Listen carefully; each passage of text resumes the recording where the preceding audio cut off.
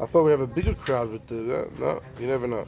You never know with these things. You never know with these You're in a things. tough town. You're in a very No, this interesting is place. good. This is select. This is yeah. I'm starting to learn. That's why we had this year about when the rabbi's contract ends. When the rabbi's contract ends. All right. So last week, because the reason we're talking about is partially that last week we spoke about women in the capacity of rabbis, judges, mashkichim. We spoke about Devorah. Yeah, we Was went. that a through- bris? Good. All right. But the whole reason why I was able to go to the bris is I got the tape and I had to listen, so I'm not missing Torah. Okay, go ahead.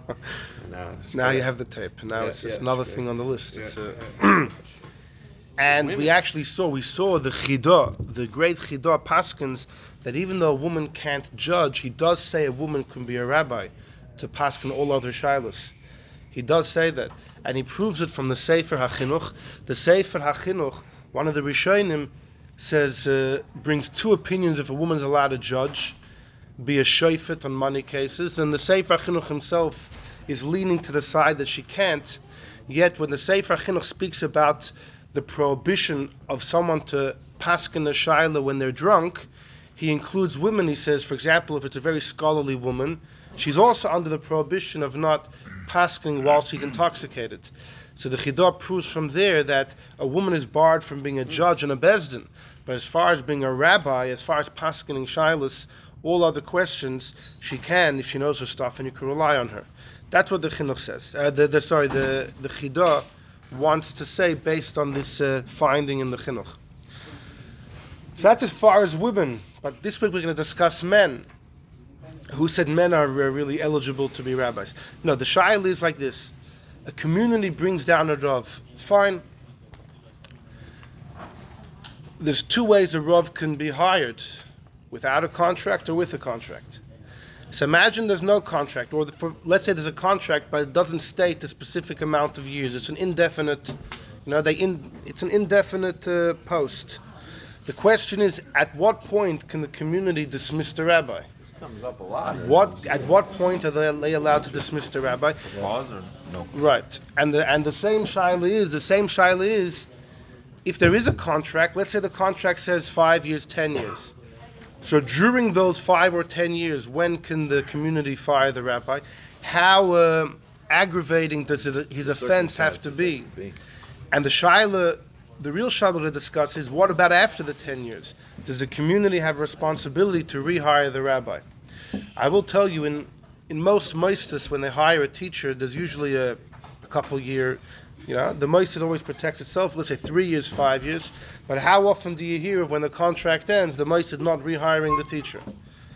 If it ever happened, you'd hear a whole commotion, even though the contract ended, we have the right to go elsewhere. Yet the minig usually is that you rehire. So these are three shilas. A, what do you do when there's no contract? It's just indefinite. And when there is a contract, that itself divides into two. A, during the term of agreement, and post that. Fine. So this is we're going to see a number of interesting things. We'll start with number one. Number one is a story in Masechta Brachos, one of the most famous stories in Shas. And that is that Rabbi Gamliel was a Nasi. He was from the house at Einekul of Hillel, and he was running the yeshiva in Yavne, post Churban Bayesheni, right after the destruction. He was the Nasi. And there was a fellow by the name of Rabbi Yeshua, who was an incredible chacham, and Rabbi Gamliel definitely felt some rivalry to some degree, and in more than one instance he exerted his authority to put Rabbi Yeshua in his place. And the Gemara here records the third instance, that Rabbi Shimon Bar Yochai was a bocher, and he asked Rabbi Yeshua, is ma'ariv an obligation or permissible? Rabbi Yeshua said it's permissible. Then Rabbi Shimon Bar Yochai approaches Rabbi Gamliel. He said, what do you think? He says, Ma'ariv's mandatory. He says, don't you know Rabbi Yeshua disagrees with you? Oh, that was he stirred the pot. Rabbi Gamliel said, let's wait till everyone enters the Beis Medrash today. And then the question was officially proposed, and Rabbi Gamliel says, does anybody disagree with me, etc.? and he accuses Rabbi Yeshua of undermining Rabbi Gamliel's authority. And with that, he told Rabbi Yeshua, he had to stand up an entire day. The Welt wasn't happy, the Chacham, they were not happy with the way Rabbi Gamliel was mistreating Rabbi Yeshua. And as a result, they demoted Rabbi Gamliel from his status of Nasi. So we pick up over here the part of the story when Rabbi Yeshua says, okay, I'm appeased, I'm Meichel. So Amalai Rabbi Akiva says, Rabbi Yeshua, Nispayasta, now that you're appeased, Kluma Sinu Elabish Vilchleidcha, the reason we demoted Rabbi Gamliel was for your honor. But now that you're happy, so we can reinstate him. I and you will go to the door of Rabbi Gamliel and tell him he's back in office. So Army, the rabbis there said, we have a dilemma. Hey Chinavid, what are we going to do? Nabre, should we remove Rabban, so in the interim, who took over the role of Nasi? Rabbi Elazar ben Azariah. He was chosen because he was a Chacham, and he was wealthy, and therefore he was important in the government circles, and he had great yichus. He was 10th generation from Ezra. So Nabre, should we remove Rabbi Elazar ben Azariah? He's a Kohen. He's a Kohen. From the Haggadah? Yeah, the same guy. 18 years old, he became Nasi. And this is how he became Nasi? Yeah, because there was a vacancy. Right. How far afterwards is this? I mean, how many years after the Churban? No, how long after Rabbi Elazar ben Azariah was put up? Very shortly. Okay, the so whole he's still thing. 18. Yeah. And he says, "Harei ani keben," I'm like 70 years old. Right. The Maharal holds he didn't say that when he was 18. The Maharal says when he was 18, he had 18 strands of white hair. A 70-year-old is much more than 18 strands of white hair. The Maharal says when he was 18, he looked like he was 50.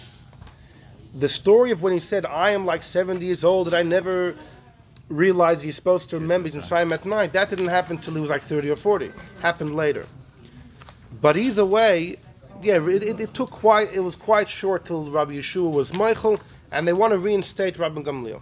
So the Gemara says, "Hey Chinavid, what should we do? Nabre, we're going to remove Rabbi Elazar ben Azariah. Gemira, we have a tradition. Mailim b'kodesh ve'ein meridin. You only go up in holiness and not down. Now, usually, one might think this applies to items of kedusha, Chanukah. Do you go up? Do you go down? Can you take a tefillin shel yad and make it a shel roish? Yes.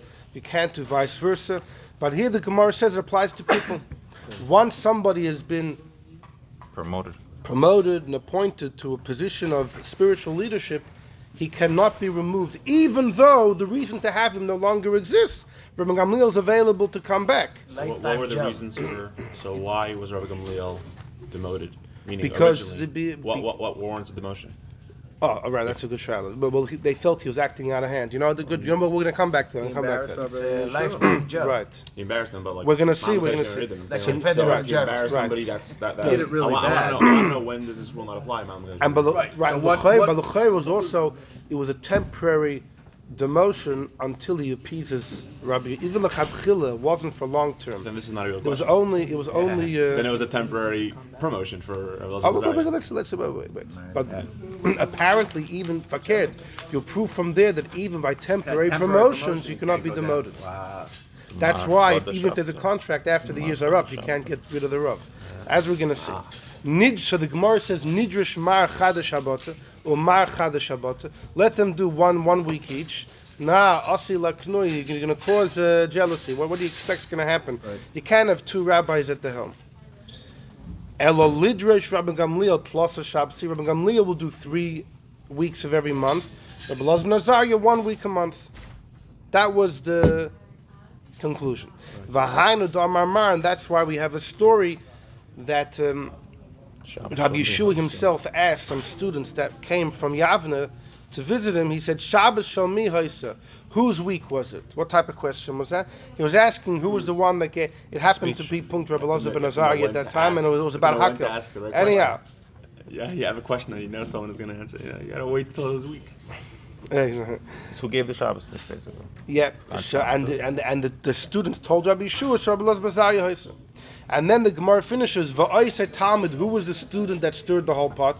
Who was the one that, because throughout the story, the Gemara never lets on the identity. Who was the student that asked Rabbi Shul Bat Ma'ariv, then asked Rabbi Gamliel, who stirred this whole pot? It was Rabbi Shimon ben Bar Yochai. Anyhow, there's a whole shir, maybe we'll do Lag Ba'omer. What was Rashbi thinking? And also, and why does the Gemara only throw this? The Gemara throws it at the end. An amud and a half after the sugya began, the Gemara throws in. By the way, it's like you're probably wondering who is this kid. Tell me in the beginning. If it's important to know, tell me right away. Why throw it in at the end? Actually, I'll just tell you in 30 seconds what the pshat is. Rabbi Shimon Bar Yochai, his mantra is the Torah will never be forgotten.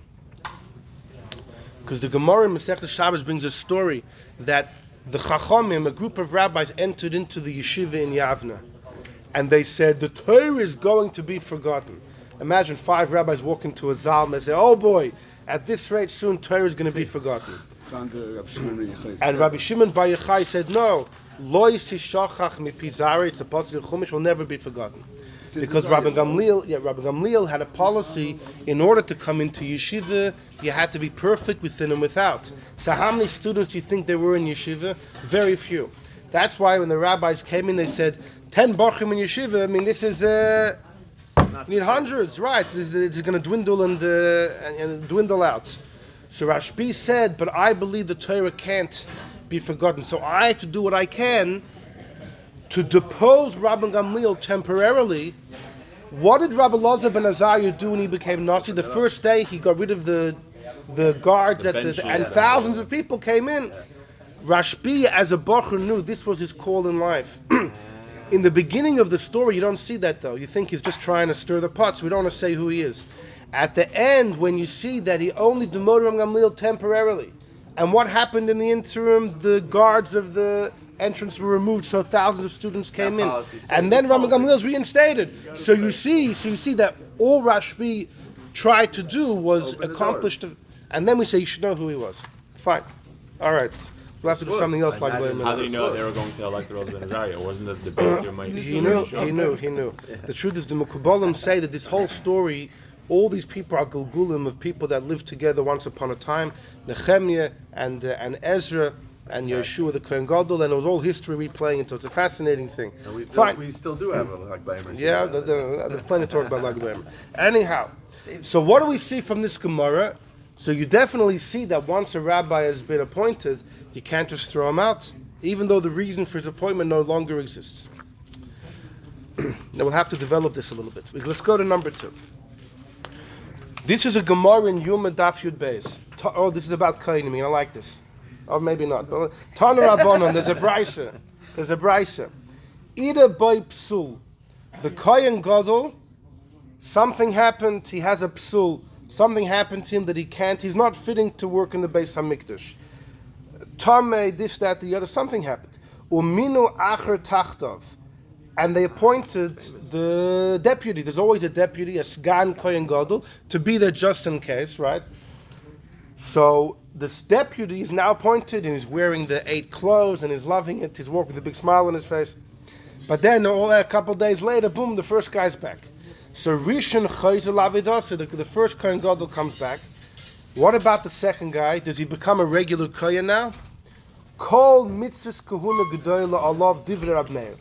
Rab Meir says the second guy still has to treat himself like a Kohen Gadol. He doesn't do the Avodah on Yom Kippur. He doesn't get the perks of the Kohen Gadol, but he gets the prohibitions. He's not allowed to marry a widow. Right.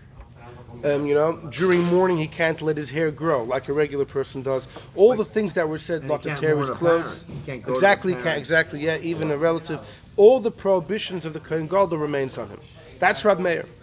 Rabbi Yossi says no. Rishon Chayzel Avidah, the first Kohen Gadol goes back to his post. The Sheni, the second guy, is in limbo. Eino Roy Loyal Kohen Gadol, he can't be a Kohen Gadol. We'll see why. V'loyal Kohen Hedid, he can't be a regular Kohen either. So he has to leave the Beis HaMikdash. He can never serve again. He's going to explain in a second. Amar Rabbi Yossi, first I'll tell you a story. Ma'aser b'Yosef ben Ilam b'Tzipori. She'ira by psul b'Kohen Gadol. The Kohen Gadol became pasul, and this Yosef ben Ilam was the deputy. Uminu Tachta, they appointed him underneath.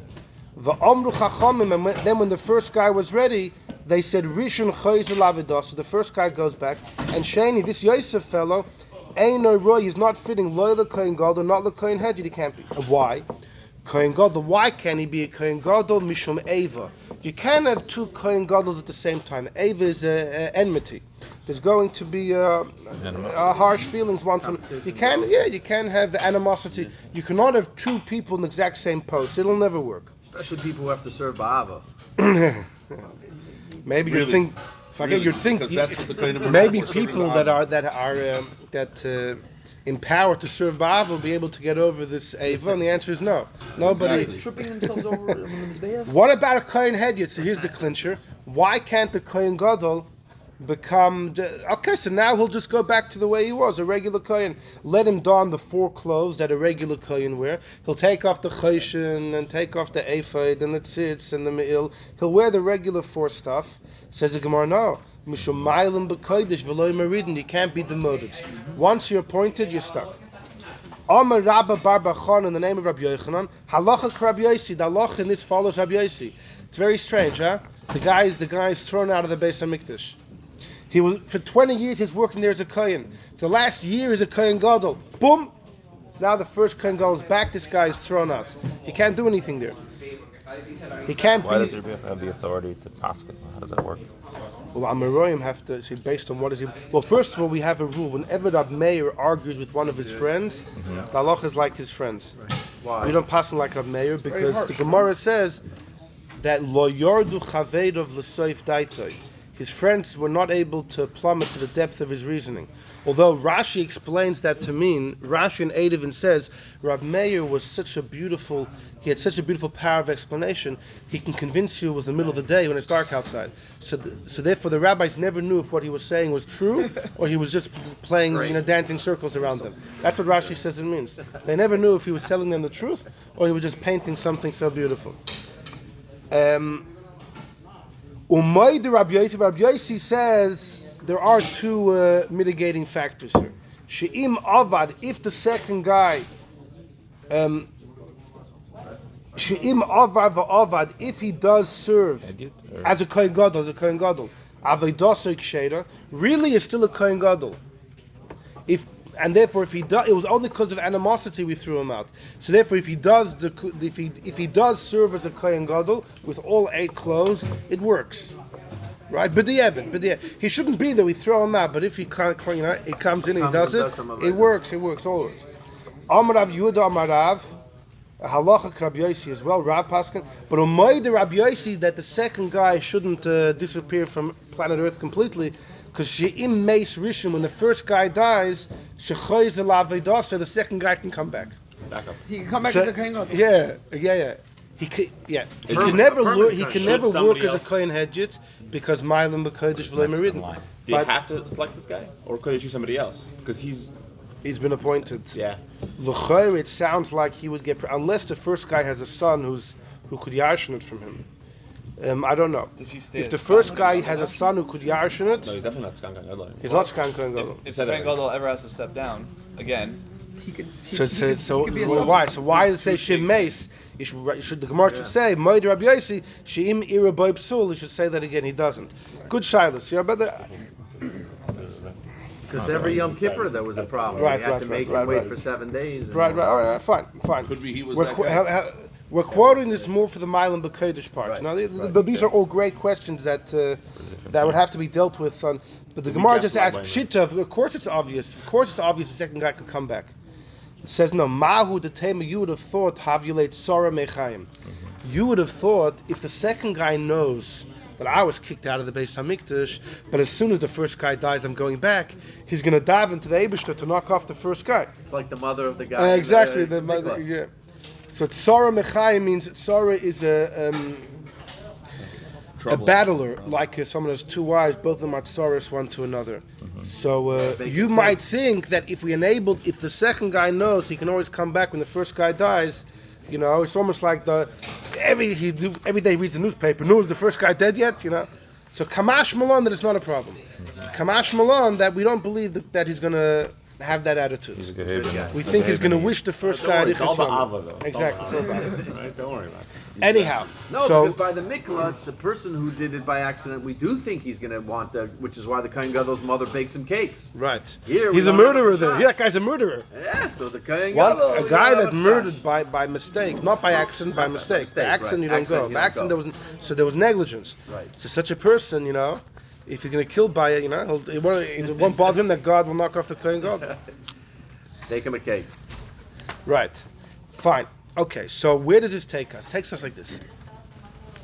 There was a major event that happened a number of decades ago. In about the year 1920, in Eretz Yisrael, they began the idea of having a chief rabbi, an Ashkenazic chief rabbi, and a Sephardic chief rabbi. And they've had a number since then. In the beginning, they became rabbi. It was for life. It was always for life. Really? Until the year 1972. I was actually speaking to my father about this, and he remembers it well.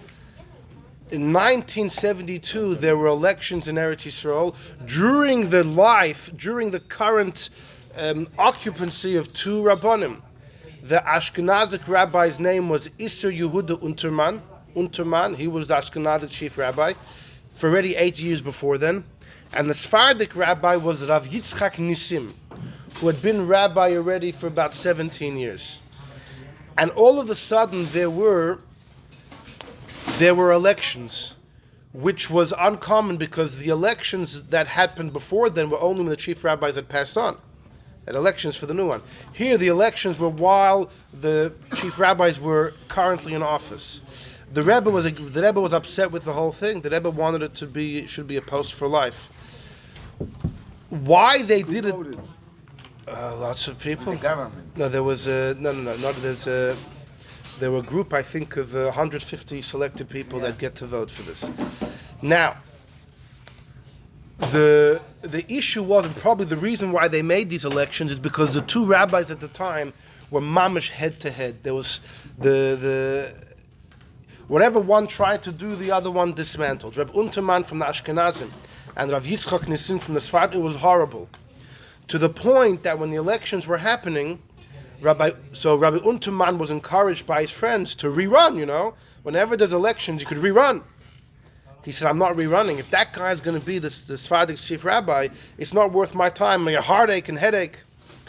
And he told his friends that I'm only going to rerun if Rabbi Ovadia Yosef is going to run against Rav Yitzchak Nissim for the Sephardic chief rabbi. Rabbi Ovadia Yosef at that time was already had published many Sfarim. In fact, it's a fascinating thing. It was in the middle of the 1950s when the Rebbe was given some of Ovadia Yosef's Sfarim, the first parts of Yabia Omer. Ovadia Yosef is one of his big Sfarim, and the Rebbe read it, and he told the person that gave it to him, I've read some of the Sfarim, and Ovadia Yosef quotes from everybody. I mean, the knowledge the man had was absolutely phenomenal. And the Rebbe said, but he quotes everyone. He never quotes the Tzemach Tzedek. Apparently, he doesn't have the Sfarim. I want you, and the Rebbe told this person, whatever his name was, the Rebbe told, I want you, to be the liaison. Go give him some of the Tzemach Tzedek Sfarim. And apparently, later on, Ovadia Yosef, in the later response, he does quote from the Tzemach Tzedek. So he used those Sfarim the Rebbe gave him. Anyhow, so this is 1972. Ovadia Yosef was the rabbi of Tel Aviv, and he loved it. He writes about it that life was great. He said, life was calm. I gave shiurim, and he was loving it. And he did not want this political position of being chief rabbi. And Bechlal, he had a shaila if he can become chief rabbi because of these two Gemaras we just learned. He writes a letter to Rebbe Yoshev. Rebbe Yoshev, was the biggest Litvish Pesach at the time. And Ovadia Yosef and Rebbe Yoshev were close friends. We have lots of letters between the two, even though Yoshev was a real Litvisher, and Ovadia Yosef was a Sfardi Tahor, a pure Sfardi. But the two of them, from their letters, they definitely looked like they had a warm relationship. They both had issues with Lubavitch, No, he never had comment, Ovadia Yosef was by the Rebbe many times. Who? Rabbi Obadiah Well, Yosef. Came to the Rebbe so much. I'm going to tell you something. There, Rabbi. When the Rebbe came out with girls lighting, little girls from 3 years old lighting candles on Friday afternoon, he came. He came out against it, saying you can't make a bracha. Who's he? Rabbi Obadiah Yosef came out against it. Now, b'chlal by the Sfardim, they're much more careful. B'chlal, a woman can't make a bracha on shofar. Yeah, right. So to him, a girl making a bracha on camp, she doesn't have to, is out of the question. But that's okay. That's minig Sfard. But he should understand that in minig Ashkenaz, Rabbeinu Tam gives room for all these things. But either way, He's the one that ran that the Hasidei Chabad could go, the Bachurim, go to the Israeli military and bases to give the soldiers to put that village. Right. He's one of them. Okay, right. Yeah. Yesh lo, listen. Adam anak and yesh lo zchutim arbe. I'll just say that the Baba Sali, who Obadiah Yosef, was very much had much derech eretz from. The Baba Sali was upset that Obadiah Yosef came out against the Rebbe's Chabad, yeah. about that, and he said a very sharp thing. I'm not going to say over here because it's being recorded, but no, he was upset about that. But that's just anyhow. But Obadiah Yosef has. He was incredible. He was an incredible figure. No, Hold that thought. I'm going to tell you an incredible. In fact, I'll throw it in right now. Anyway, I had to say this. That Obadiah, when my father was in Caracas on Shlichus in Caracas in Venezuela in the end of 1978, Rabbi Obadiah Yosef was coming to collect money because there were many wealthy Sephardish Yidden there to collect money for the yeshiva Parat Yosef, the big Sephardish yeshiva in Eretz Yisrael. And on the way there, he traveled through New York because there was no direct flight. In New York, it's known he wanted to get a yechidus with the Rebbe, but for whatever reason, it wasn't able to be arranged. The Rebbe's maskidus, they didn't arrange the yechidus. It sounds enigmatic, but that's what happened. So my father says he and some shluchim, 1978 or 79, one of those years, he's in Venezuela. They know Obadiah Yosef is coming, and there was a wealthy Sephardic man with the last name of Alfonso. And he wanted Obadiah Yosef to give a shir to the Lubavitch Bochum because they were the only frum people, from Bochum, the frum yeshiva in Caracas. So the Bochum had an issue though. They said, listen, Rabbi Obadiah Yosef wanted to see the Rebbe didn't see him, maybe, it's not supposed to be. So they called Rabbi Chodikov, the Rebbe's secretary, and they asked him, well, what should we do? And he told them, b'shem the Rebbe, that you definitely should arrange the shir and you should give him lots of honor as is due such a person. So they arranged the shir. They couldn't even do it indoors. They did it on the street. 1,000 people came. Obadiah Yosef got up. He spoke like an Arabic Hebrew, so no one could understand him. He had an interpreter there, an interpreter who spoke in regular Hebrew. And he gave the shir. After which, about a day or two later, the Bochum get a call from Rabbi Chodikov. And he tells them that the Rebbe, he didn't say the Rebbe, but he says, we want to know, that's how he spoke about, what Rabbi Obadiah said about the Rebbe when he spoke in the big school there in Caracas. There was a huge day school, a Jewish day school, but the kids weren't from, thousands of kids. And Obadiah Yosef spoke there to hundreds of them, anyone that understood Hebrew. And apparently he said something about the Rebbe, and the Bochum didn't even know about it, but they got a call from Rabbi Chodikov to find out what was it that was said. So they did some investigation. They found out that Obadiah Yosef gave a shir about something, spoke about some topic, and then there was question answer. And the first kid to ask a question was a kid who was starting to become frum because he spoke English, and the Bochum, my father actually had met him and he had a chavrusa with him. So this kid was already exposed to Lubavitch, and he already knew a bit about the politics. So he's a kid. He asked Obadiah Yosef, and Obadiah said, "No question answer." His first question is, "What do you say about the Lubavitcher Rebbe?" So Obadiah Yosef said that the Lubavitcher Rebbe is like Avraham Avinu, in the way that Avraham Avinu, his mantra was to travel around the world and teach people that there's a God. The Lubavitcher Rebbe sends shluchim around the world to teach people about the Eibishter. But he says there's a difference between Avraham and the Lubavitcher Rebbe. Who did Avraham Avinu had to contend with, had to fight with? He had Nimrod, he had his father Terach, people like that. He says, Lubavitcher Rebbe's Nebuch has to fight against people like Avadia Yosef. He has, rabbis that he has to fight with. You mentioned those names? He's mentioned, he said, for example, me, either he said his name or he said himself, and he mentioned a few other names as well. That's great. But he said that's the difference. The Avram had to fight against non-believers. The Rebbe has to fight against people of his own. That's great. So he said he's greater than Avram. So he was never by the afterwards, Rebbe? No. His son. But then Yeah, yeah. went to the oil. Yeah. So he's complimentary. Yeah. So no, the Bachrim afterwards, the Bachrim sat down and they said, wait a second, why did Rebbe Chodukov call us from the Rebbe's office to find out about this? Right? We didn't even know that Vadia Bechal spoke about the Rebbe. Apparently the Rebbe knew about it, so the Rebbe probably knows what he says as well. Like, well, why did we have to go and find out? So after Bissel L'chaim, they said, the reason we were told to find out wasn't to report back to the Rebbe. It was for us to know.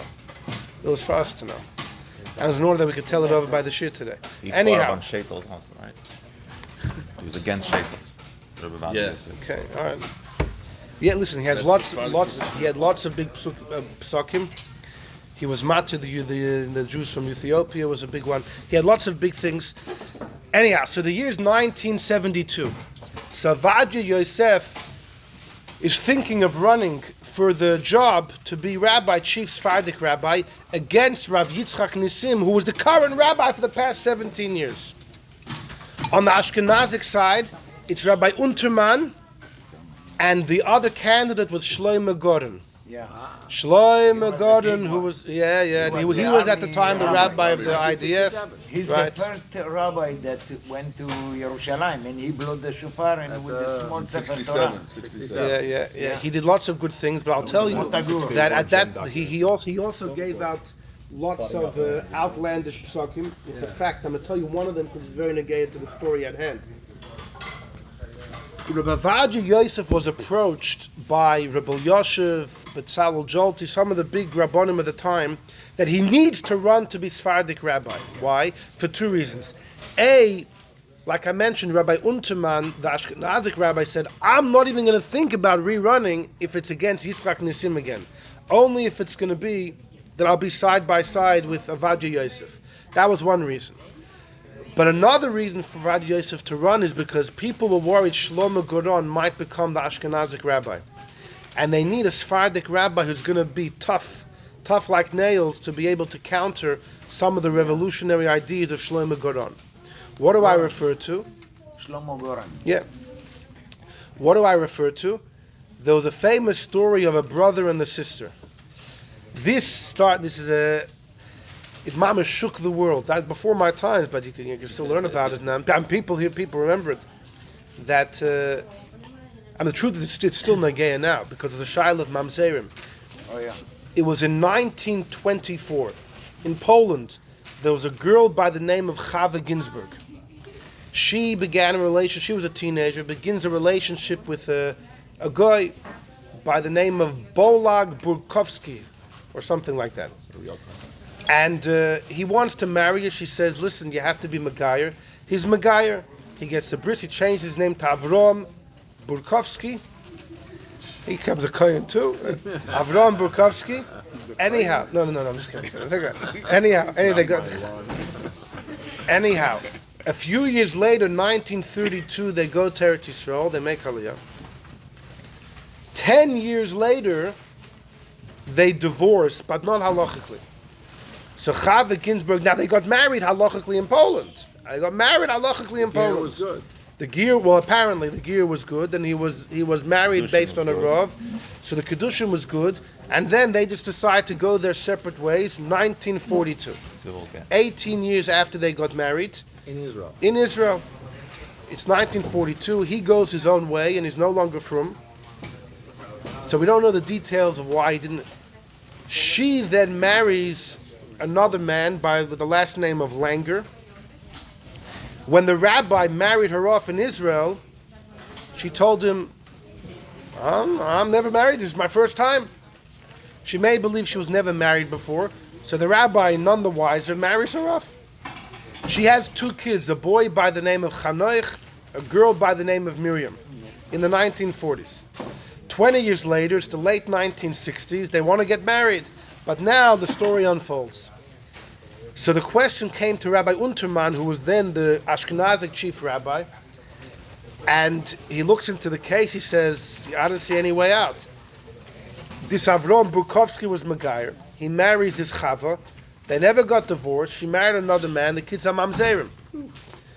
It was a horrible story because these kids, apparently this Chandoich fights in the 6-day war. He gives his blood, and he says, what, that I'm made to fight for the country, and then you don't let me marry a Jewish woman because my mother didn't get a get from her first husband. I'm suffering. That's why we have all this problem right now, all the protesting like yesterday.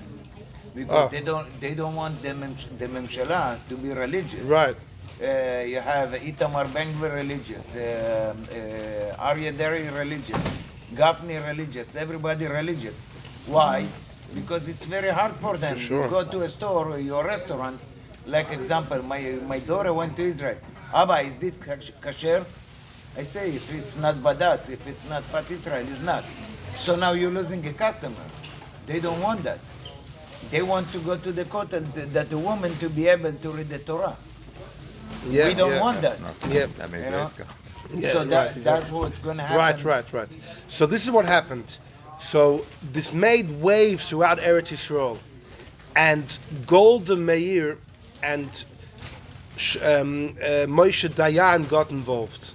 The politicians got involved, and they told Shlomo Gordon in 1972 that if you find 1972 is the year that this is all happening.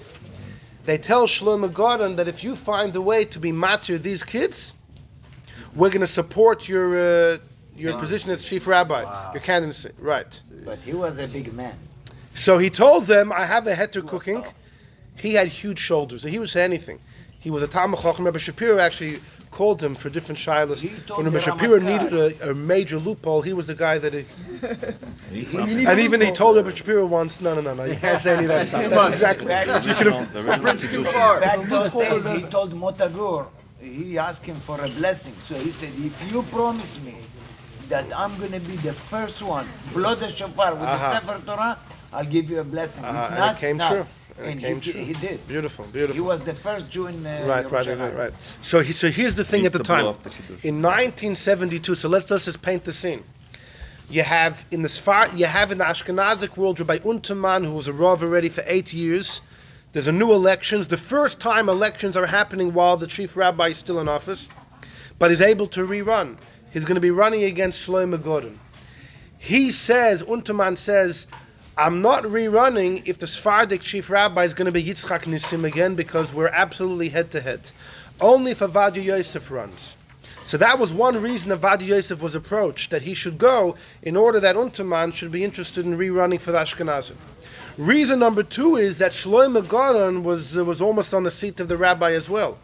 If Shlomo Goren is going to beat Unterman, which he ultimately did, he's going to come out with revolutionary ideas. Then we need Avadia Yosef, who was tough as nails, wasn't a sport from anyone. So there were two reasons for Avadia Yosef to run. If Unterman is Rabbi, if Goren is Rabbi, either way, he should be the... What was the heter? What did he... So the shaila was, he writes to Rabbi Yosef a letter, I'm not even interested to be rabbi. It's only to unseat Rabbi Yitzchak Nissim. What happened to Milam B'Kodesh Fame to throw out a rabbi while his Rav?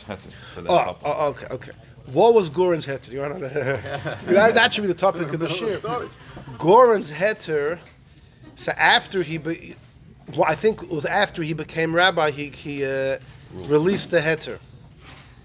Now the Rebbe, one of the reasons that the Rebbe was involved in this debate, one of the issues the Rebbe had was that the politicians, I guess Dayan, Golda Meir, others were already saying the kids are kosher before Goren even gave out his psak. So that just shows how Something was going to happen. how tainted the whole thing was, it was a setup. Yeah. But Gordon, what happened was Goren brings 8 people with him into a cellar, and they convene. The problem is the other 8 people remained anonymous. He was the only one that signed his name. So people, which other 8 people were there? You were by it. What was his heter? His heter was that this Avram Bukovsky, his gerus was faulty. It was a bad gerus, and therefore when he married Chava Ginsburg in Poland, the marriage wasn't binding, etc. Marriage, is that why the It was gerus faulty was because the bad? gerus was. Now, how did he know the gerus was bad? Well, that was pretty much the only way. And there's another way maybe you could do, but the easiest way is to say he's a guy. Right. And he tried to do that in other cases. So how are you going to say the guy's... So he said, first of all, we have no witnesses anywhere about the guy's gerus that happened in Poland. That's not a riot. It happened 40 years before in Poland. The Holocaust happened. That was 1924 in Poland. Now it's 1970 in Eretz Yisrael. You expect to have witnesses. But he said he researched the whole story. Everything was flimsy. He couldn't get the name, the name of the rabbi that did the gerus. Nobody, he can't find one person that remembers the gerus at the time. More than that, he says that he spoke to Avram Bukovsky. The guy couldn't finish the pasuk Shema Yisrael. Goris says Shema Yisrael. The guy couldn't finish off the pasuk. L'chadoidi, the guy couldn't finish off. He says if he doesn't know any of these things, that means he probably went. Even if he was Megayer, he probably broke the first Shabbos. So then if someone's Megayer and right away lives like a guy, the gerus is no good because it was unsincere. It wasn't right away. He said it was many years later. No. We don't know when he went fry. No one knows anything. But the fact Many years later. No. Many years later is when he divorced his wife. At that time he was fry. We don't know when it happened. If the guy can't finish the pasuk Shema Yisrael, what type of gerus did he go through? So who was the Rav? Well, I don't mean, If the Rav was a Fruma, then he one and, story was informed. and also Goren went so far to say that when Chava Ginsburg got remarried in Eretz Yisrael in 1942, those that say that she told the rabbi I was never married, that's not what happened. She told the rabbi she was married, and the rabbi said Avram Bukovsky's a guy. That's what happened. Yeah, it's like reinventing history. Was that rabbi? No. 42 rabbi? They didn't know the ritual name of the rabbi, no? No, the rabbi. They didn't know the name No, of the it was ritual. a But Fruma Rav. even if but who said he did rabbi. it? Who said it happened? So let's say Avram How would you Bukovsky allow threw her out to the marry? name. I mean, That was First of all, who said Avram? Even if The Rav Avram was Bukovsky throws out the name of a frum rabbi in Poland, who said he was Megayer him? Right. What's the proof? And the fact that he knew nothing told Rabbi Goren that the gerus can't have been sincere lechatchila. Don't tell me he was keeping Shabbos for 20 years and can't say the pasuk Shema. Doesn't make sense. Elamai, he threw it out right. It was just to marry Chava Ginsburg. So then the gerus was never gerus.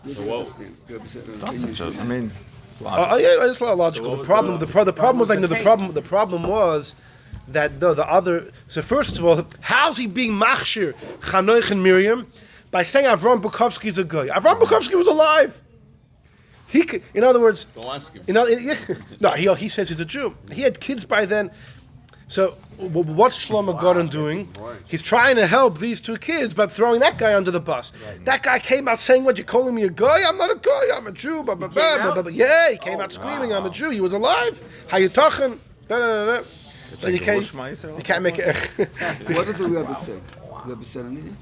Yeah, the Rebbe did say that the whole psak seemed to be made because the politicians, Israeli politicians, were already going around saying the kids are kosher before Goren came out with his official psak. So it was staged. The whole thing was staged. Now the Litvish Rabbonim had Avadia Yosef came out, and Bechlal, most people came out against Goren saying, listen, the guy has been known as a ger for the last 40 years. Anyone that knows him knows that he's a ger, right? You can't just undermine that now by creating historical possibilities, questions. He has a chezkes ger. Yeah, maybe he's not from now, but everyone knows him as a ger for many decades. You can't just... One person we know supported Rabbi Goron was the son of Rabbi Cook.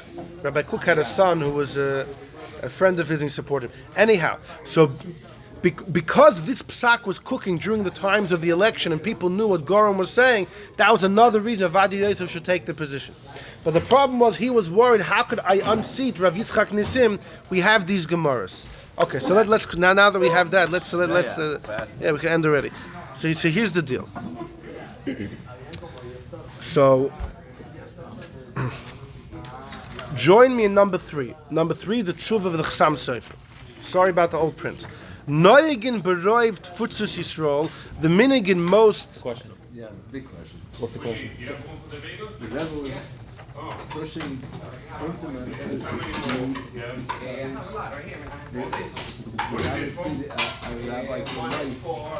Yeah, we mentioned that. Yeah. Push off Nissim. Also, But he timed it. He timed. No. No, fucking Unterman said, if Nissim's gonna run, I'm not running. That's it. If he's running, I'm not running. But he also felt that Nissim was not didn't belong there in the office. In other words, he felt that I guess he had acted. All right. Okay. Let's says the Chassam Sofer.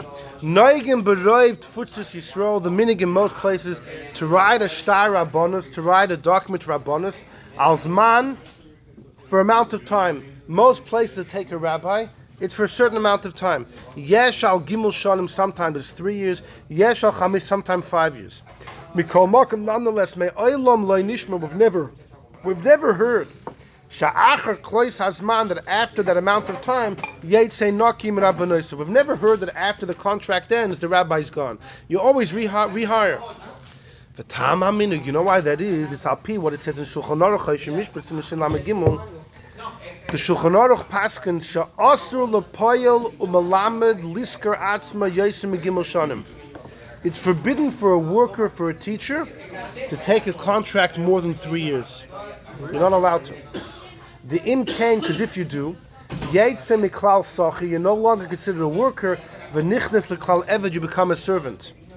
V'asur limker atzma, you're not allowed to sell yourself as an eved ivri. Ayin shama Shulchan Aruch. Now, eved ivri is usually 6 years, but he'll speak about that in a moment. So you can't be an eved. You cannot sell yourself as a Jewish slave to another Jew. A worker you could be. Slave, any jobs like an eved? If it's more than 3 years, if it's more than a 3-year commitment, So you cannot sign a job contract for more than 3 years. An employment contract for more than 3 years. Well, Any employment, this shouldn't just apply to him. The poil malamed. That's the simple reading of this halacha. Yeah. Fine. Vehine zman gimel shanim l'socher. Now, how do you know that a worker is only for 3 years? Nafkulu mikra. We learn from Yeshaya. Gimel shanim kishnei socher. It says in Yeshaya 3 years, like the years of a worker. Mashmet seems from that pasuk. The stam shnei socher and gimel shanim. The regular years of a worker is 3 years. Ubetoyre ksiv. Fine. So that means a worker's 3 years. Anything beyond that is an eved. By an eved ivri, when he goes free after 6 years, you got to give him hanaka, give him gifts. And it says kimish. The pasuk says in Parashat Re'eh, kimishna schar socher, double the work of a worker of the he worked for you 6 years. Hainu, that means pamayim, twice kishnei socher. That means the socher is 3 years. Well, the pirish there accordingly. Also lahaskir atzma b'yosef, you can't rent yourself out for more than 3 years. Ach Rashi in Chumash on Parashas Re'eh brings from the Sifri. What does it mean that when the Eved, after 6 years, you have to give him gifts? Because Mishnas Chasocher, he worked for you double a regular worker. So Rashi says it's because he also works for you at night. Sha'av Eved Ivri Oived Bayom Balayla. Because if the Jewish master has a Goyish slave, the Eved Ivri is allowed to be with her. The kids which are born are halachically Avodim Kananim, and they belong to the master. So that means the Eved Ivri is working for his master even at night. The Moisela Shivcha can give him Shivcha Knainas, which means that according to that Rashi, a Sacher is 6 years. The Ev is called double Sacher because he works day and night, but a Sacher is really 6 years. The Gam Hasam B'Yeshaya Pasuk Shalosh Shonim Kishnei Sacher Pirish Gamkin Pirish Achafan. See Rashi over there. Imkain, accordingly, a Sacher could be more than 3 years. Eino Muchach Leser Yosem Gimel Shonim. It would be okay to be more than 3 years, rak loya muskilashation, but not 6 years. Because 6 years is mamish that of an eved. Va'alkein, therefore, yesh kaisim shtar rabbanis. Some write a document on rabbanis for 3 years, some for 5 years. Aval stam ein kaisvin. You don't have stam. You could do 5 years. According to Rashi, based on Svi, you could do 5 years. As long as you're not working by night. 6 years is still considered a socher. According to the second shot, yeah, but 6 years is also the amount of years that an Eved works. So therefore, you don't want to get to the year number 6, only 5 years. Fine.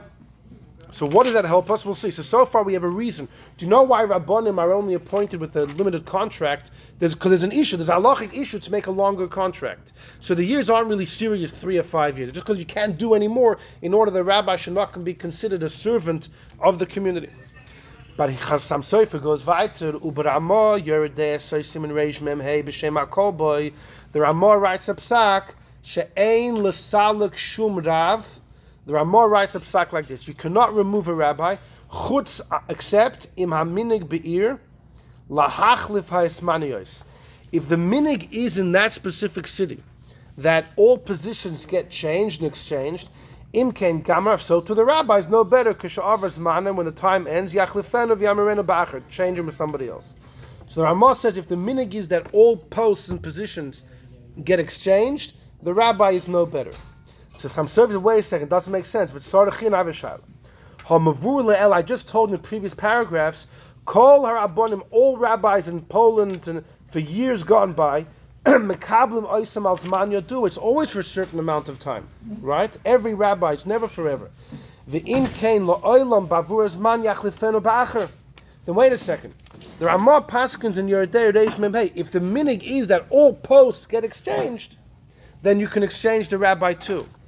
But wait a second. Why do you need all posts? A rabbi's post is always for a limited amount of time. Like we just said before, you're not allowed to write more than 3 or 5 years. So then, how does the Ramah says it depends if the minig is that all posts become exchanged? No, don't say that. Since every rabbi is hired with a certain amount of time, just say when the contract expires, he could be exchanged. Why does the Ramah say it only depends if the minig is to exchange all posts? The emes, and the truth is, din zeh neveim is sefer kol. But the Ramah got it from the Kolboy. It was one of the Rishonim. We don't know exactly who wrote it. But b'ma'ai, if you look there, you'll see hasamai b'kahol sheyesh kam kamaru l'shatz. The Kolboy is talking about a community that has many people that could be chazan, or many people could be a rabbi. The einam noitlim pras and not getting paid. It's just a covered. You should be the chazan for the next 6 months. You could be a rabbi for the next 6 months, and people take turns. Yichaz b'acher markola b'kovet zeh. Like familiar. Exactly, Bismani is Krut. In Krut they do that. But I don't know. Miami Beach, someplace. Yeah. The Ramah, Ma'iri Nema Kabel is Char. But the Ramah is extrapolating, talking about a regular rabbi is getting paid for his post. V'niskarim Lakal is being hired out by the congregation. So Imkein al Karchach Niskarim Raklis Manal Gimel Heishanim. That is talking about a regular case where, anyways, the rabbi's contract says 3 or 5 years. So the imkein maishno detalyu b'minhagat sarchin l'chera, or mashakasav. He says he has a simple shal in the Ramah, and you'll see what his answer is going to be. The Ramah says when you have a rabbi, if the minig is that all posts, are terminated, then the rabbi as well. Says someone, wait a second. Every rabbi only gets hired for a certain amount of years. We said in the previous paragraph you can't do it stam. So then every place the de facto minig would always be that when the time is up, you replace the rabbi. So says Chassam Sofer, here he writes his bombshell, here's his big bombshell. Valkein Sarach Loima, you have to say, when you hire a rabbi and you write a certain amount of years in the contract, it's only for the rabbi that after those years he can reconsider. The community stuck with him forever. It's only a one-way contract. The kaisvins man b'shtar rabonus hainu l'toivas harav. It's only for the rav, the masker. That's it. That he could be chayzer boy after the time ends, and is not an eved ivri. He could decide if he wants to go or not. But the kahal, the community, cannot renege. Ain biyadam lachser even after the time of the document. Afil kechleis hazman. Ela b'makom shenagu, and that's what the Ramah is saying. But if the minig is that all posts as a rotation, so the rabbi as well. If that's not the minig, then you can't just oppose with the rabbi. There's a certain amount of years. That was for the rabbi's benefit. He can redecide when the time comes, not the community. That's why the Ramah says totally b'minig. And then the Chassam Sofer says, "V'loy nishma v'loy nira ma'olam." We never heard, we never saw in these countries. Sheisiru harav, that they removed the rabbi. V'ridu mikisar basha, we've never heard such a thing. V'chein loy ataka should never happen, because even an av bezin shesarach, the Gemara in Moed Katan speaks about what if an av bezin does something completely inappropriate. Ein Ma'avirin, we don't remove him. Ein menadinoisa, we don't put him in chayrim, etc. It's metakonas usha, Rishlami fine, and the Ramav fine. The point is that the Chassam Sofer says, never heard of such a thing. Even after the document comes to an end, you could never remove a rabbi. There's a clause that said 3-5 years. That's for the rabbi. He can decide. It's not for the community.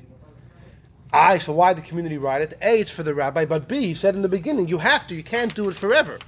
So the reason you write 3 or 5 years is just because you're not allowed to write further, so the rabbi shouldn't be like an eved. For the same token, he's not an eved, he can jump ship if he wants. But the community, when you hire the rabbi, it's an indefinite commitment. Is this something that... wait. Reb Shlomo Kluger, who was a great rabbi, same time as Chassam Sofer.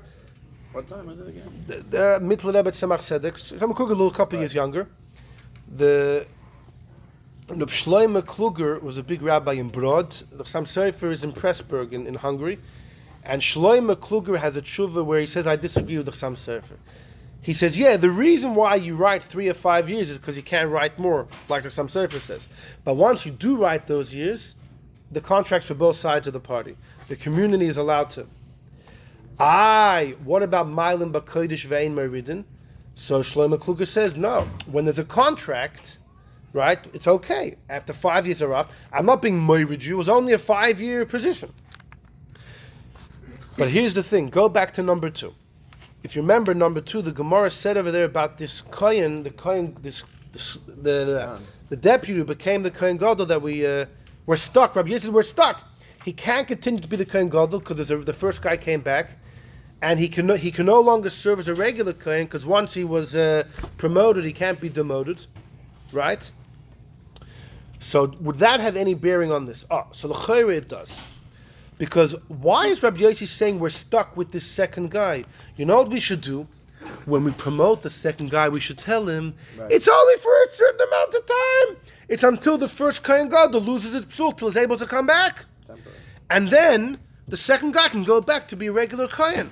Why are we stuck? And it's as if there's no option but to tell the guy, get out of the Beis HaMikdash. There's a simple eitzah to do every single time. Make a contract for a certain amount of time, and you don't have the problem of Mailim B'Kodesh. So that proves that even if you would hire someone for a certain amount of time, when the time goes, demoting them is Meridin. It's Meridin. And that would prove the Chassam Sofer, that even after the time is gone, the community has no right to demote the rabbi, because you're being Merid. You're being Merid. The Chayre, that would be a great proof. However, right, there is a sefer though. Can you become regular shluchim then? Is that married? That they have to leave. They'll leave town. So, I hope they don't daven that the other guy dies. So, however, the Rabbi Vadya Yosef in a letter that he wrote to Rabbi Yosef, he quotes like he does from Sfarim, random Sfarim. He quotes from 2 people. One of them is a Tzuras Shai, who was a big rav in the times of the Rebbe Marash, who says that no, you can put a hole in that raya from the Gemara. There's a big difference between a kohen and a rabbi. When a kohen becomes a kohen gadol, he has kedushas haguf, his body becomes holy. That's why he has all these prohibitions. Why can a kohen gadol he has to marry a basula, can't marry an amona? Why can't he become tomei to his close relative, etc.? The body has reached a level of kedusha, so that you can't be demoted. But a rabbi is not any holier than any other Jew, so there's no problem. That's what he says. Now that's completely thrown off from number 1. The Gemara said clearly Rabbi Elazar Azariah was appointed as Nasi, and we can't get rid of him because say Nasi versus Rabbi. So the vort is, well, why? Well, Nasi has different halachas, brings a different carbon. No, so the vort is like this. What they say is like this. It's a nuance, but it makes a lot of sense. If there's no contract, right, you can't just dismiss a kohen or a rabbi. Like in number 1, Rabbi Elazar Azariah was hired. There was no time given to him. He was hired. So you can't just demoting anyone stam. But if there's a contract, there's the difference. By a rabbi, if you hire him for 5 years, then you can throw him out afterwards. The contract would work because his body didn't become holy. By a kohen, a contract won't work because the fact is he became holier. By a rabbi, it didn't. So the difference is only if there's a contract, right? Yeah. So that's why So if you learn that way, then this Gemara does not prove the Chassam Sofer. You could say that when it comes to a Kohen or this Kohen Gadol story, the 5 years on a contract won't help you because the fact is he became holy, you can't demote him. But a rabbi after a contract, exactly. Right, exactly. But a rabbi, if it's after 5 years, you go back to the drawing board. Yeah. So the Shlomo Kluger could work with the Gemara. So it remains a debate. Why didn't they hire Bill Ben Azariah for a contract or so this applies. Hey, maybe he wouldn't have taken the job. Be here until Rabbi Gamliel comes back. I thought we learned in another shir that the Nesius has to be somebody from Malchus David. So, Rabbi, I gave a shir here with a few people once. It was on actually Kratzmach. There was a late notification, but we spoke all about Malchus Beis David. Rabbi Elazar ben Azariah, see, even Rabbi Gamliel was not Ben Achar Ben from David. Neither was Hillel. The whole family of the Nesiim came from one of David's daughters. They were actually from Sheva ben Yamin. It's a Yerushalmi, Tosfos. And Rabbi Elazar ben Azariah, also from one of his mothers, comes from David. So he was no less. So he was no less, exactly. He had everything. He had everything. Wasn't that what they decided they're going to take him over Rabbi Yeshua? Was because of the issue of Rabbi Yeshua was because he was the Baal Ma'aseh to Rabbi Gamliel. Right. He came from Rabbi Gamliel. He was older. Right. He was the reason that caused the downfall. So it'd be really bad for Rabbi Gamliel to look at the guy who It's too. You know. Even when you demote a rabbi, you got to do it to honorable. You can't throw him under nobody. Right. Oh, so here's the thing, and we'll finish up this one. So the shaila is, what about? So getting back to 1972, the chief rabbi, they're having elections. Avad Yosef wants to know, can I run? Rabbi Yitzchak Nissim has been here the last 17 years. The first time that there's an option to knock off a current chief rabbi. So Avad Yosef writes to Rabbi Yosef. We have the letter. He says very bekitzer. According to the Chassam Sofer, I can't. According to Shlomo Kluger, I can. Yeah. Beautiful. Yeah. So he says it, as he does in one line. He said, according to Chassam Sofer, I can't. Now, the chief rabbis, were they hired with a certain amount of years in the contract? I wasn't able to verify. I don't know exactly what clauses they wrote. So what right did they have to make these elections in 1972 when Yitzchak Nissim is already a rabbi for 17 years? The rabbis until them were all rabbis for life. Like what did it say in the contract? I don't know. But says Rabbi Ovadia Yosef, according to the Chassam Sofer, even if there is a contract with a certain amount of years, you can never demote the rabbi, right? So I can't knock him off. According to Shlomo Kluger, the community always has the right to go back to the drawing board. So he says, what are you going to do? He says, so that means my entering into this candidacy is getting into hot water. I'm not going to violate a Chassam. But he says he thinks the Chassam Sofer would agree with him that he's allowed to. Because look at number 4. This is another tshuva of the Chassam Sofer. There was a story, there was a chazan. There was a chazan who was chazan for a long time. But what the issue was, the story started leaking. This chazan was a bocher, and he was engaged to a girl. And the girl, mitamol, is pregnant. And pregnant, they're not even married. No, the shaila is, was it him? The whole shaila was, once he's doing something wrong, who knows who it was with? So the Chassam Sofer, him because of his wife? No, if it was him, if he's the father of the kid, then he could passel him. So they want to make the lady. He's not a fitting. Imagine the guy being chazan and he's acting like that. So so the Chassam Sofer writes like this. Kvar Kasavti, I already wrote in a different simon. The reason why we write 3 years b'shtari Kabbalah Rabbanus and Meshubadas when it comes to working a Rabbanus, why do you write 3 years? Einoi Kviyas, he said it's not real. And here he says an important thing. Mi Shama, you ever heard that they're Mekabel or Rav or similar? Mimakam Rachik. Imagine you travel across the world to be a rabbi somewhere. And the community has to write 3 years because any more you're an Eved. But then after 3 years they'll send you flying? You're just getting comfortable. You just spent... Sometimes the rabbi spends more money he needs 3 years of salary to even cover the traveling expenses. Some serves of a yaker, he takes everything mimakum notua from where he was planted with his wife, with his kids, and then after 3 years he has to leave. As of for 3 years he goes elsewhere, and then they throw him out. It's impossible to imagine such a thing. The 3 years means nothing, except that the rabbi has the right to... It can't be serious that the community... Because I mean, any time you become a rabbi, the community's like, we have to write 3 years because any more you're a servant, and then after 3 years we'll decide. They're going to throw the rabbi out. He just came there. Avo minig Yisrael Toirahi, it's the toivas harav, it's the toiv of the rabbi. He repeats again, and the guy getting that if he wants, he can leave after 3 years. Even though sometimes a worker can't leave in middle, sometimes we can, but that's a whole sugya for itself. Mikol Makom, 2 lines later, this rabbi is allowed after 3 years, and the reason is because you're not allowed to rent yourself for more than 6 years or 3 years. The same idea of the Eved Ivri. The Imkain, he says over here as well. What was the document that was written for the Chazan? Gam kan the kviyas shebeshtara chazonas al oifen anal. Even if the time went up for the Chazan, it's the same thing. It's like Toichs Manoi. The Chazan, if he wants to keep the job, you have to keep him. She'ein ma'avirim moisoi. You can't remove him. Unless if husnu beferish, if when they wrote the document it was clear that after 3 years it's all over and that both parties have the right to go back. If you put in the document that after 3 years both parties have the right, then it's like the Ramah we saw in number 3, that if you clearly write, but if you stam right come for the next 3 years, it's only for the rabbi's benefit. If you write that after 3 years we, the community, bear the right, etc., then the rabbi knows what is entering. Fine. So that's what the Chasam said about this case. No, so so says, how did that affect that case with the? No, so he says he speaks about to verify if he was the guy. Does he admit or does he deny? Does the Chazan admit he was with the woman, or he says no, somebody else? So there is a clause. There is an unwritten clause about because the people were saying that listen, if the contract ends, it's like rehiring him. We don't have to rehire him if there's a bad rumor. We don't have, so he's timing. It's not really rehiring. It depends what it said in the contract.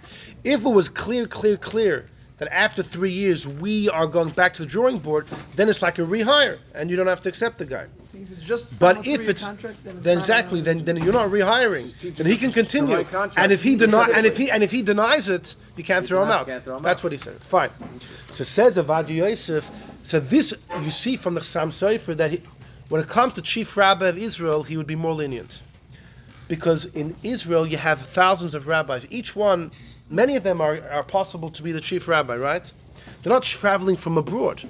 If Yitzchak Nissim in 1972 is going to lose his rabbonos in the last 17 years, right? Same house. Yeah.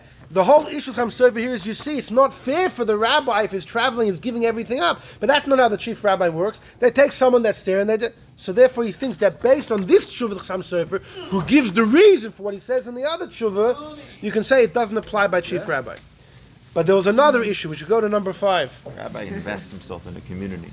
His locker is not just a physical thing. He has one community. He's going to another. He's going to invest his time. It's right. Yeah, I know. You could. Not the physical. Right.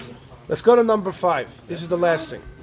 There's the Mishnah Bruder here quotes Ayin Tshuvas Chemdas Shloima. Shloima Zalman Lifshitz the Chemdas Shloima is one of the great Gaonim in the times of the Alter Rebbe. He was the first chief rabbi of Warsaw, I believe. He writes like this: if you hire a chazan for 3 years, he says like this, and we'll just finish with this. He says a big yesod. He says, back in the day, when some communities would rehire, some communities wouldn't rehire, maybe the communities always had a choice. Maybe Shlomo Kluger would be right. He says, but today, says the Chemda Shlomo, which is 200 years ago, he says, since 95% of communities are rehiring, when the contract ends, the 5% that don't, you know what happens on the street?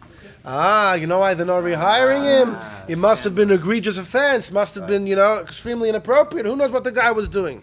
So the Chemda Shlomo says like this: Dafka b'makom sham, if the minig is that after the time of the contract, the Rav leaves, and many people act accordingly, then Taki, you could dismiss the rabbi. Nowadays we don't send people away without a chshad, right? 95% don't send away. Those that do, it's because there was an issue with the rabbi. So then any community that decides to send out their rabbi, even though they may have altruistic fine reasons, it's going to tarnish the reputation. So this is and the Chemda Shlomo gives this psak, and the Mishnah Berurah quotes it. Savad Yosef says, wait a second. Rav Yitzchak Nissim is going to be the first rabbi that was ousted deposed. This the Mishra Paskins. This is a halacha. No one argues on this Chem de Shleima. In other words, I can't run. I can't run. No, so. And El Yashiv is pushing. El Yashiv says you have a mitzvah to run because we need to get Nissim out. El Yashiv says this Yitzchak Nissim, big problems. You have to run to get rid of him. He says I don't know if I'm allowed to. The Baal Machlekes. That's lav dafka enough of read. If every rabbi has to be expected to be brought in some machlekes. You know, there was a story in Damascus 500 years ago. It's a famous story. There was a rabbi that was hired to be rav of a shul. The board, 40 people were on the board. Could you imagine? Wow. They had 40 signatures on this Ksav Rabbanus. They hired the guy for X amount of years. Within the time, they want to fire him. Now, what did he do wrong? He was putting people into chedim. He was putting, everyone, a guy davened longer than he did. He put people into chedim left, right, and center. No, but for small reasons. So they sent, the people of Damascus asked the Mabit, who was the Av Bezdin of Tzfas, the time of Yosef Cairo, they were in the same Bezdin. They asked him, it's in the middle of the term of the contract, but the guy's, he's so he told them, dismiss him. It's a mekach tois. If someone's acting, there's something called beyond the red line.